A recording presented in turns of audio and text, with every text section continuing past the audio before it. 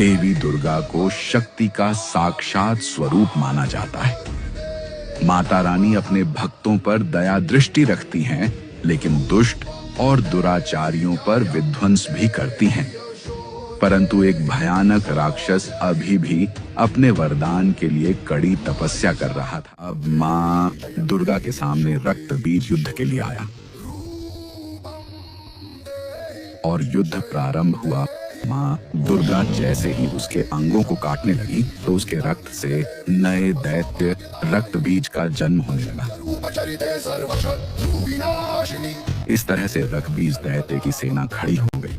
युद्ध क्षेत्र में एक भयानक दृश्य था। चारों ओर भयानक राक्षसों की भयानक हंसी गूंजने लगी। जब मां दुर्गा ने देखा कि स्थिति अत्यंत विकट हो गई है और रक्त बीज के रक्त से अनगिनत दैत्य पैदा हो रहे हैं, तब उन्होंने अपना रौद्र रूप प्रकट किया। वह रूप भयानक भी था और दिव्य भी था।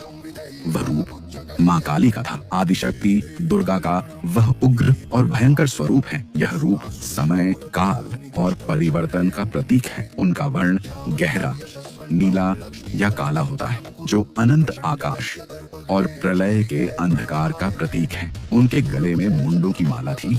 उनके बाल खुले और बिखरे हुए थे।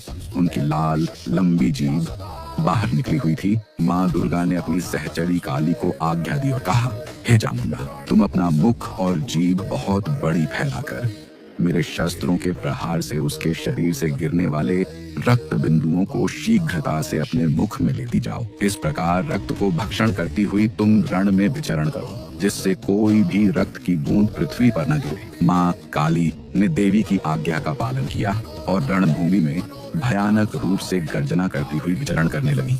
जैसे ही रक्त बीज के शरीर से रक्त की बूंदें निकली, मां काली ने तुरंत अपनी विशाल जीभ पर उन्हें ग्रहण कर लिया और अपने हाथ में रखे खप्पर में उस रक्त को एकत्र कर लिया, जिससे रक्त की एक भी बूंद पृथ्वी पर नहीं गिरी। जब रक्त बीज का रक्त निरंतर मां काली ने पी लिया तो उसका शरीर रक्तहीन हो गया और अंत में खप्पर में इकट्ठा हुआ रक्त भी मां काली ने ग्रहण कर लिया, ताकि इस असुर का अंत हो जाए।